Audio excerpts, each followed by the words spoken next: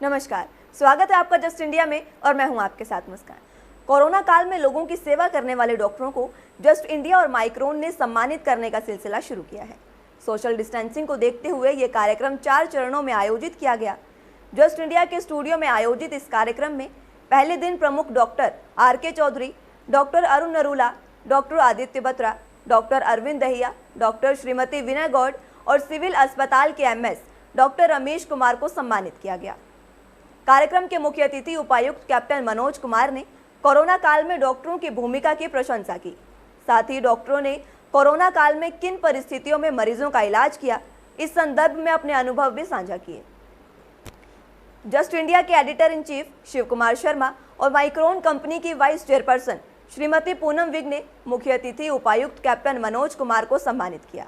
कार्यक्रम का संचालन श्रीमती वीना कौशिक, जो कि कैप्टन मनोज कुमार हैं, IAS अधिकारी, जिन्होंने उस समय रोहतक में अपना पदार्पण किया जबकि वाकई शहर को इनकी ज़रूरत थी, ज़िले को इनकी ज़रूरत थी। प्रशासन मुस्तैद है, चाक चौबंद है और चारों तरफ से जो निगाह है वो प्रशासन की बरकरार जिस तरह साबित होनी चाहिए वो है। तो मैं DC साहब से थोड़ा सा ये जानकारी लेना चाहूँगी, प्रशासन इस समय किस तरह लोगों की मदद कर रहा है। आप थोड़ा सा पीछे जाएं तो देखेंगे कि मार्च के अंत में 24 मार्च के लगभग जी लॉकडाउन हुआ था देश में और उस वक्त ये बीमारी हिंदुस्तान में आ गई थी। बाकी मुल्कों में हमसे पहले आ गई थी थोड़ा, और इसके बारे में जो जागरूकता थी वो अवेयरनेस और इन्फॉर्मेशन और मीडिया कैंपेन्स उन्हीं के माध्यम से फैली थी लोगों में, और एक डर की भावना थी लोगों में कि नई चीज़ आई है, नोवल कोरोना वायरस इसको कहते हैं। कोरोना के लिए तो बस वही है कि लोग एक बार फिर से जागरूक हो जाएं, फिर से डरने लग जाएं, बेफिक्री बेपरवाही को छोड़ दें, और अवेयरनेस का ही मसला है सारा। यदि लोगों की बात दिमाग में समझ में आ गई तो वो अपने आप पे ही थोड़ा सा कंट्रोल काबू कर लें, और बस इतनी सी बात है, लंबा चौड़ा कुछ भी नहीं है। तंदुरुस्त रहेंगे, व्यसनों से दूर रहें, जो आपका आयुर्वेद का जो नुस्खा है वो तो हमारे घरेलू दादी माँ के नुस्खे टाइप वैसी चीज़ें हैं। गिलोय की गोली, वो घनवटी, समसमवटी, गिलोय घनवटी इस नाम से वो चलती हैं। काढ़ा है, रूटीन की चीज़ें बड़ी, नींबू डाल दिया, अदरक डाल दी, कोई ना इलायची डाल दी, काली मिर्च डाल दी, नथिंग रॉन्ग विद दिस। तो ये घरेलू चीज़ें हैं जो वो लोग इस्तेमाल करें। Of course it may not be medicine but it is immunity booster है वो। और विटामिन C जितना ज़्यादा लोग लेंगे, हर रोज़ थोड़ा ज़्यादा ले लें कि जो डेली की रिक्वायरमेंट जितना रहती है उतना वो लोग लें। कितना डॉक्टर साहब? 500 मिलीग्राम। हाँ, तो 6 ग्राम का शायद मैं सुनता था कि 6 ग्राम हो जाए तो उसमें आपके सिट्रस फ्रूट्स हैं वो ले लेने चाहिए, और सप्लीमेंट्स वगैरह लोग लिया करते हैं। मैं समझता हूँ कि नेचुरल फॉर्म में यदि वो इंटेक बढ़ जाए तो वो इम्यूनिटी को बढ़ाएगा। व्यसन से दूर रहेंगे तो इधर उधर की बाकी बीमारियां नहीं होंगी। डॉक्टर आदित्य बत्रा, नमस्कार। डॉक्टर साहब, आपको बहुत से दर्शक देख रहे हैं और आपको इस तरह से देख रहे हैं जैसे किसी आस्था का प्रोग्राम चल रहा हो, क्योंकि उनकी आस्था आपके साथ जुड़ी हुई है। जैसे मैंने आपसे कहा कि दिलों पे आप राज करते हैं। आप ये बताइए कि क्या मुश्किलों का सामना आपने किया जब कोरोना काल इस तरह से जैसे एक अकाल की तरह आके पड़ गया? अभी जब कोरोना पूरे विश्व में फैला, भारत में थोड़ा उसके देर बाद आया। एक शुरू का जो समय था जब लॉकडाउन हुआ, तब केसेस कम थे लेकिन प्रैक्टिकली कुछ काम करने में समस्याएं आ रही थी, क्योंकि उस समय जो एक डर की स्थिति बनी थी एक पब्लिक के अंदर, एक काम करने वाले डॉक्टर्स और स्टाफ के अंदर। तो उस समय एक बहुत बड़ा एक चुनौती थी कि इस चुनौती के अंदर जो लोग कोरोना से ग्रस्त होंगे उनको जो समस्याएं आएंगी वो तो अलग से आएंगी ही आएंगी, लेकिन बाकी बीमारियां जो है लोग उसके कारण भी कहीं ग्रसित होके उनका शिकार ना हो जाए। तो उस समय बहुत लोगों को मोटिवेट किया गया, स्टाफ को मोटिवेट किया गया कि इससे घबराने की, डरने की ज़रूरत नहीं है। ऐसा कोई कोरोना बहुत ज़्यादा हाई मोर्टेलिटी या बहुत ज़्यादा समस्याएं नहीं लेके आएगा। बीमारी है उसको हल्के में भी ना लें। तो एक सारे स्टाफ की ट्रेनिंग की गई, लोगों को भी ये धीरे धीरे करके उन तक एक संदेश पहुंचाया गया कि अगर आप केवल कोरोना के डर से अपने घर में ना बैठे रहें, अगर आपको कोई भी समस्या है तो उसका टाइम से समय से जाके अपना उसका निवारण कराएं, और अगर कोरोना के भी कोई लक्षण आते हैं तो उसको भी समय से उसकी जांच करा के उसका समय रहते अपना इलाज कराएं। कोई भय था आपके मन में भी अस्पताल जाते वक्त? फ्रैंकली स्पीकिंग, मेरे अपने खुद के व्यक्तिगत अपने खुद को लेके मेरा ऐसा कोई भय नहीं था, पर परिवार में जैसे माता पिता होते हैं, बुजुर्ग होते हैं, उनको लेके एक भय की स्थिति आज भी है, क्योंकि ज़्यादातर समस्याएं, ज़्यादातर जो जिन लोगों को दूसरी बीमारियां हैं या जो जिनकी उम्र ज़्यादा है, उनको ये समस्या कोरोना वाली ज़्यादा तंग करती है। पर फिर भी ऐसा नहीं है कि कुछ यंग स्वस्थ लोगों के अंदर भी ये समस्या आई है, तो बचाव सबको करना जरूरी है। मैं डॉक्टर नरूला से बात कर रही थी कि आपका डायग्नोस्टिक सेंटर चल रहा है काफ़ी सालों से, वही शहर के बीचों बीच हर तरह के मरीज आपके पास आते हैं। तो जैसे ही लॉकडाउन शुरू हुआ तो क्या लोगों ने कोशिश की आपसे संपर्क साधने की? काफ़ी फ़ोन आने शुरू हुए, सबने पूछा आखिर प्रिकॉशन पूरी क्लिनिक पे है क्या नहीं है। तो हमने ये ऐसा किया, मास्क रखे वहाँ क्लिनिक के बाहर, सैनिटाइजर रखा, जो पेशेंट भी आता है पहले हमने उसका टेम्परेचर चेक किया, उसको मास्क दिया, अगर मास्क पहना हुआ है ठीक है, अगर नहीं पहना तो उसको हमने फिर मास्क दिया जी। और कईयों को तो हमने ग्लव्स भी दिए, बिकॉज कई पेशेंट जो हैं ग्लव्स के भी इन्फेक्शन है तो ग्लव्स भी देने पड़े। तो लेकिन ये भय लोगों में तब भी था, अब भी है, लेकिन पहले बहुत ज़्यादा था, अब धीरे धीरे कम होना शुरू हो गया, क्योंकि मीडिया से काफ़ी चीज़ों से लोगों को पता लगना शुरू हो गया। एक बार मैंने और सलाह दी सब अपने पेशेंट्स को कि कम से कम क्लिनिक पे आए, वीडियो कॉलिंग करें, वीडियो पे सलाह लें। अगर किसी रीज़न से उनकी जस्टिफिकेशन नहीं होता या ट्रीटमेंट के बारे में सेटिस्फेक्शन नहीं होता, देन भी वो हमारे क्लिनिक पे आए। और हम जो सीरियस पेशेंट थे तो हमने फैसिलिटी दी, होम सैम्पलिंग की हमने उनको फैसिलिटी दी। हमारे आदमी जाते हैं, किट पहनते हैं, प्रॉपर एम्बुलेंस में जाते हैं, they take the sample there और ले आते हैं वहाँ से। हम चाहते हैं कम से कम पेशेंट्स हमारे सेंटर में आए, जो जिसको आने की बहुत ज़रूरत है उसको तो आना ही पड़ेगा, पर रूटीनली पेशेंट को आने की ज़रूरत नहीं है। सैंपल घर से भी लिया जा सकता है, लाइक एक्सरे के लिए, अल्ट्रासाउंड के लिए, सीटी स्कैन के लिए, एमआरआई के लिए, उसके लिए उनको आना पड़ेगा। हमने पेशेंट के लिए स्पेशल स्कीम निकाली जिसके अंदर डिस्काउंट दी उनको हमने 20-30%, या जो पेशेंट नहीं दे सकता उसको हमने मना भी कर दिया, ठीक है आप रहने दीजिए। तो जो हमसे हो सका हमने मदद की उन पेशेंट की। उनकी जो होम सैम्पलिंग फी थी हमने कोई चार्ज नहीं किया उनसे, फ्री में होम कलेक्शन किया हुआ है, अब भी कर रहे हैं, पहले भी किया था। उनको फ्री में उनको कंसल्टेशन दे रहे हैं, वीडियो कंसल्टेशन फ्री में दे रहे हैं। अगले हमारे जो खास मेहमान हैं वो डॉक्टर चौधरी हमारे बीच हैं ही। डॉक्टर साहब, आपने तो शहर के जो आसपास आर्य नगर वाला मोहल्ला है या किला रोड वाला मोहल्ला है, उनके जो मरीज़ हैं उनको टैकल किया है। क्या वो अपने आप को मरीज़ बताते थे आप तक आते हुए, या वो खांसते खांसते कहते थे जी कुछ नहीं है? आप पहले थोड़े से अपने अनुभव हम साझा कीजिए। जैसे हमारे यहाँ कोरोना फैलना शुरू हुआ, लॉकडाउन हुआ, लॉकडाउन के बीच में काफ़ी समस्याएं थी। हमारे मरीज़ हॉस्पिटल में आने से डर भी रहे थे और हॉस्पिटल में जो है आने के उनको साधन भी नहीं मिल रहे। ऐसे समय में हमने आईएमए के सभी डॉक्टर्स ने बैठ करके विचार विमर्श किया और कोशिश की कि 2 महीने तक हमने टेलीमेडिसिन का अरेंजमेंट किया। हमारे सभी स्पेशलिस्ट साथियों ने अपने नाम दिए, अखबार और प्रशासन के नॉलेज के मुताबिक, और प्रशासन ने भी उन सबको प्रकाशित किया बार बार डेली न्यूज़पेपर्स में, दूसरे माध्यम से, ताकि हमारे डॉक्टर्स सभी जो टेलीमेडिसिन द्वारा मरीजों का साधारण प्रॉब्लम्स का इलाज कर सकें। इमरजेंसी के अलावा दूसरे प्रकार के सर्जरी या ओपीडी सर्जरीज ऑपरेशन केसेस बंद थे वहाँ पर, तो शहर में हमारा दायित्व और बढ़ गया था। और आपने अपना हॉस्पिटल बंद नहीं किया था? हमारे किसी भी आईएमए साथी ने जिसके पास बेड्स थे, एक दिन भी हॉस्पिटल बंद नहीं किया। अपने हॉस्पिटल्स को इस प्रकार से चलाया, हमें सेफ्टी रखते हुए मरीजों की जांच करके उनको उचित उपचार दिया जाए, कोई किसी को भी बीमारी के साथ बिना इलाज के ना रहना चाहिए। उस वक्त इतना स्केयर था, दिल्ली जाने के कोई साधन नहीं थे, रोगी को सीरियस से सीरियस प्रॉब्लम के लिए भी अपने शहर के ही हॉस्पिटल्स की तरफ इस कड़ी में हमारे डॉक्टर अरविंद दैया, डॉक्टर आदित्य बत्रा व दूसरे सुपर स्पेशलिस्ट हॉस्पिटल जो है उन्होंने बहुत हिम्मत से काम लिया, अपने स्टाफ को ट्रेन किया।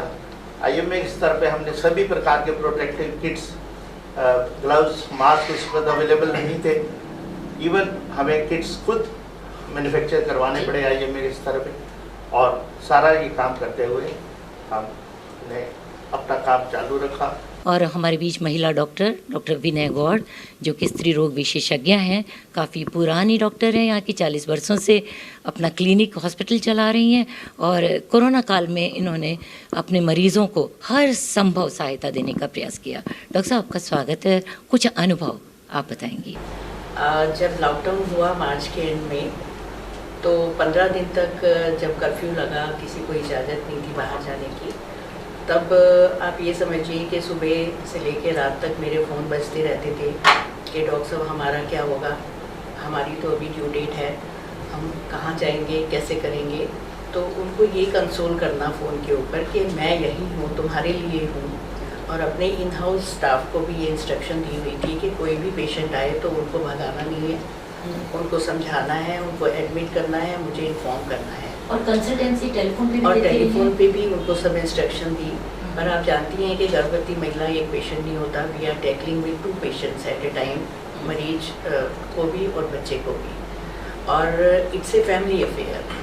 जब एक गर्भवती घर में होती है तो पूरा परिवार उसके चारों तरफ सतर्क रहता है, सबको एक टेंशन होती है, तो सबको कन्विंस करना, सबको समझाना, टेलीफोन पे इंस्ट्रक्शन देनी बहुत मुश्किल काम हो गया था मेरे लिए। फिर भी जैसे ही कर्फ्यू ख़त्म हुआ, मैंने अपना OPD स्टार्ट किया, और इवन रात को भी कर्फ्यू टाइम में भी मैं 2-3 बार डिलीवरी करने गई थी। और मैं अपने शहर के पुलिस वालों की बहुत ऑब्लिगेशन फील करती हूँ कि उन्होंने मुझे रोका भी कि कहाँ जा रही है। तो IMA का एक बड़ी कर्टसी थी कि उन्होंने हमारे आई कार्ड बना के दिए थे, तो उसकी वजह से उन्होंने मुझे जाने दिया और मुझे कोई दिक्कत नहीं हुई। किया कि प्रशासन ने पूरा हमारा सहयोग दिया हमें। और उसके बाद OPD स्टार्ट किया तो मरीजों को बहुत ज़्यादा, क्योंकि मेरे जो पेशेंट्स हैं उनके लिए सबसे बड़ी प्रॉब्लम ये थी कि वो लो तबके के आते हैं, मजदूर हैं ज़्यादातर, आधे तो पलायन में लगे हुए थे, लेकिन जो गर्भवती महिलाएं थी जिनकी ड्यू डेट नज़दीक थी, उनके लिए जाना भी मुश्किल था। और सारा ट्रांसपोर्ट सिस्टम शहर का बंद था, ना वो दूसरे शहर जा सकते थे, ना मेडिकल तक पहुंच पाते थे। तो एक ईजीएस्ट और एक ये मुझे कहने की ज़रूरत नहीं है, सभी शहर में जानते हैं कि मेरा ही एक वहाँ उस साइड पे एक मैटरनिटी होम है जो मजदूरों की रिक्वायरमेंट को पूरा करता है और लो तबके से डील करता है। तो काफ़ी परेशानी झेलनी भी पड़ी मुझे, घर वालों की भी तरफ से बहुत टेंशन थी, क्योंकि मैं खुद उस एज ग्रुप में आती हूँ, मैं डायबिटिक भी हूँ, हाइपरटेंसिव भी हूँ, तो घर वाले तो मना बहुत करते थे, पर मैंने अपना जुनून नहीं छोड़ा। और हमारे अगले डॉक्टर अरविंद दहिया जी, काइनोस हॉस्पिटल से। डॉक्टर साहब, आपका हॉस्पिटल शहर से काफ़ी दूर चला गया है, लेकिन उसमें काफ़ी जो आधुनिक सुविधाएं हैं उनसे संपन्न है।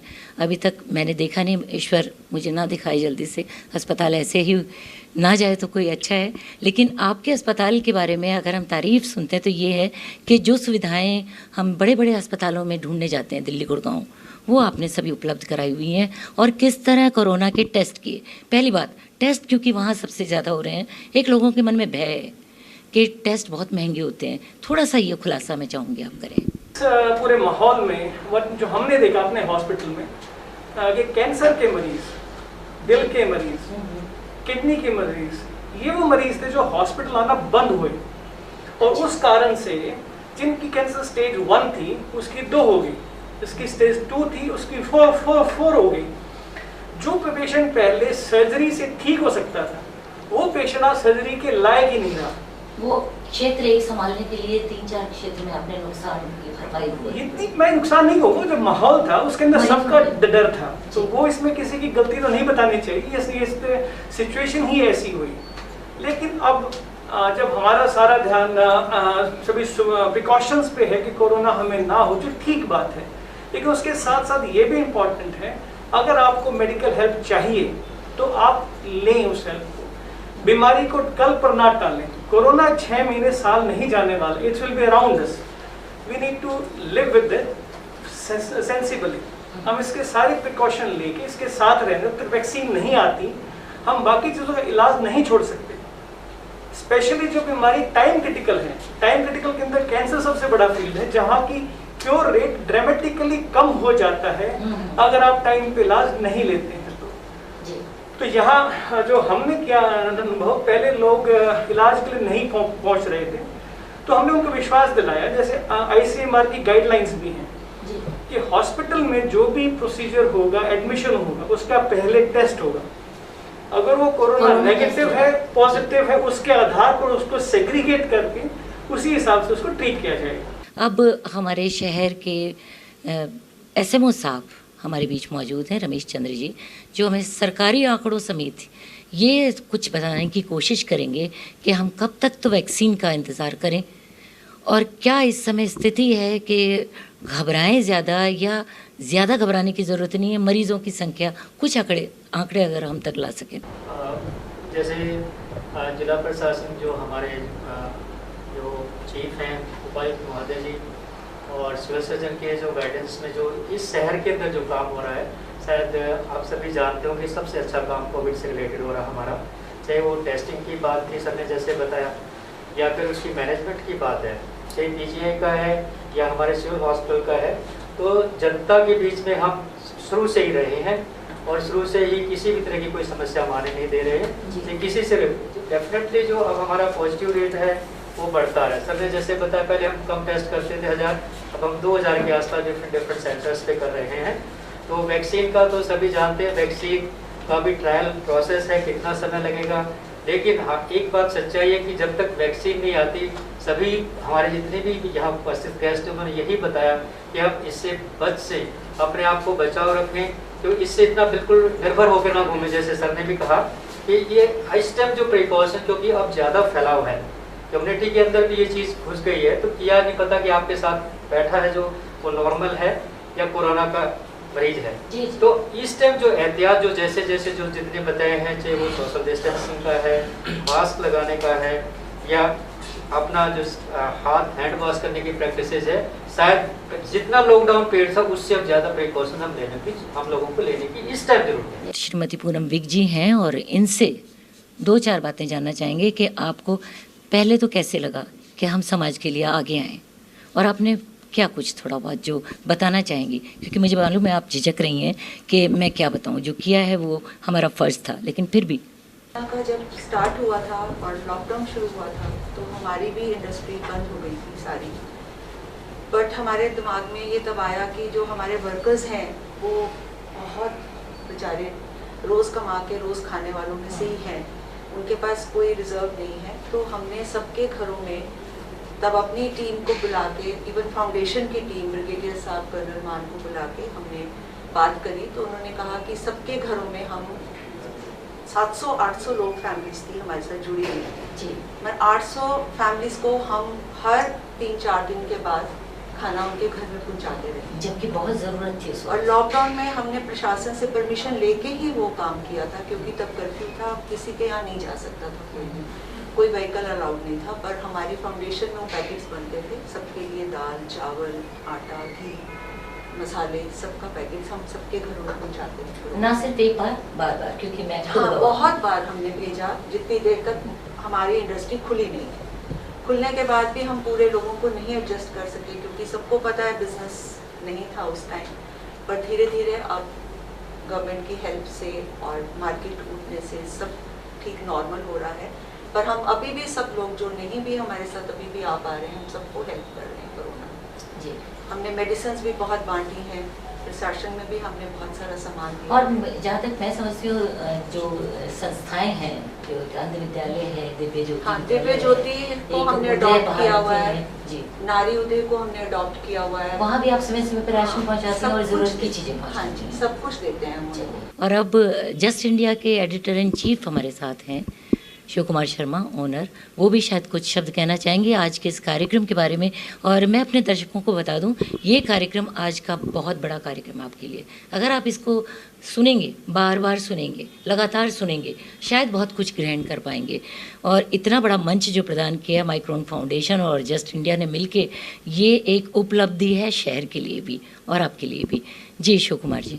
जिस तरह से मार्च में जो विपदा आई हमारे देश में, विश्व में, उस समय जब लॉकडाउन हुआ था सभी लोग घरों में थे, लॉकडाउन के बीच में घर में थे, लेकिन कोरोना के जो पेशेंट निकले थे, मीडिया उस समय बड़े दोहराए पे खड़ा था, क्योंकि न तो हम उनका गाइडलाइंस इतनी भयंकर आ रखी थी कि न तो नाम बता सकते उस पेशेंट का, न पहचान दिखा सकते हैं उसकी, गलती से अगर हमने चेहरा भी दिखा दिया उस पर भी प्रशासन की तरफ से नोटिस हो जाता। मतलब हम लोगों के सामने इतना था, और पब्लिक जो है जानना चाहती थी कि हमारे शहर में कितनी कोरोना पेशेंट आ गए। तो आंकड़ा भी हम गलती से 2 का 3 कर दें तो पर्सनल बता रहा हूँ, मेरे पास डीसी साहब का फोन आ जाता है, अभी तो 3 ही हुआ, हमने 4 कैसे दिखा दी। तो बहुत सारी चीज़ों में सिर्फ इन डॉक्टर साहब के पास में रिजल्ट आया करते थे या सिविल सर्जन जी के पास आया करते थे, पीजीआई में आते थे, हम लोग कंफर्म करने में ही लगे रहते थे, क्योंकि मीडिया हमेशा प्रश्नों के घेरे में रहता ही। बिल्कुल, चाहे सनसनी में फैले। उस समय तो ये था कि दबाओ आंकड़ों को, उधारो मत, ज़्यादा भयमत पैदा करो कि कोरोना नहीं है। लेकिन जो हम समझ रहे थे उसमें ये था कि जितना ज़्यादा जो है स्थिति उससे दिखाएंगे तो पब्लिक सजग रहेगी, घर में रहेगी, घर से बाहर नहीं निकलेगी। क्योंकि उस समय तो प्रशासन को यही टारगेट था कि पब्लिक घर से बाहर नहीं निकले, घर के अंदर जब तक ये हमारी व्यवस्था प्रशासन सरकार लगी हुई थी कि सभी पेशेंट के लिए हॉस्पिटल तैयार हो जाए, बेड तैयार हो जाए, जो है जितने उपकरण हैं वो आ जाए, तो उस तरह से लगे हुए थे। उसमें मीडिया की बहुत ही बड़ी भूमिका थी। बाद में धीरे धीरे जब पता चला कि जो लोग जिसके घर में कोरोना पेशेंट है मर गया तो उसको छू नहीं रहे हैं, हो गया तो छोड़ के भाग जा रहे हैं, इस तरह की तमाम खबरें सीने सामने आए। अभी तो इलाज करा रहे हैं, उसके बाद में जैसे ही मर गया उसको गाड़ी में छोड़ के चले जा रहे हैं कि उसको भाग गए सारे घर वाले। अंत्येष्टि भी प्रशासन कर रहा है, लेकिन लोग कर रहे हैं। उस बीच में एक डॉक्टर ने एक बड़ी भूमिका निभाई थी। उन पेशेंटों को ट्रीट होने तो पता ही नहीं कि सामने वाला कोरोना पेशेंट है या क्या है, लेकिन जब उसको आ रहा है तो उसको अटेंड डॉक्टर कर रहे हैं। इन लोगों का बहुत ही बड़ा साहस रहा है, बहुत ही इन्होंने बच्चों को, परिवार को एक तरह से खुद को दाव पे लगा के काम किया इस काल में। तब ये मना है कि इन लोगों को किसी तरह से प्रशासन माध्यम को अप्रिशिएट किया जाए, इनको कोरोना योद्धा के तौर पर हम इनको सम्मानित करें। तो माइक्रो फाउंडेशन वालों से हमारी बात हुई, उन्होंने किरण जी ने, हमारे अच्छे फ्रेंड हैं, उन्होंने कहा कि नहीं ये बहुत ही अच्छा है, वास्तव में अवार्ड के खैर रखते हैं डॉक्टर साहब। तो हम लोगों ने ये प्रोग्राम, इस कार्यक्रम की पहली कड़ी है। इसके बाद में 4 दिन तक ये कार्यक्रम चलेगा, जिसमें हमारे और भी जो डॉक्टर्स हैं उन्हें बुलाया जाएगा और ये कार्यक्रम चलता रहेगा।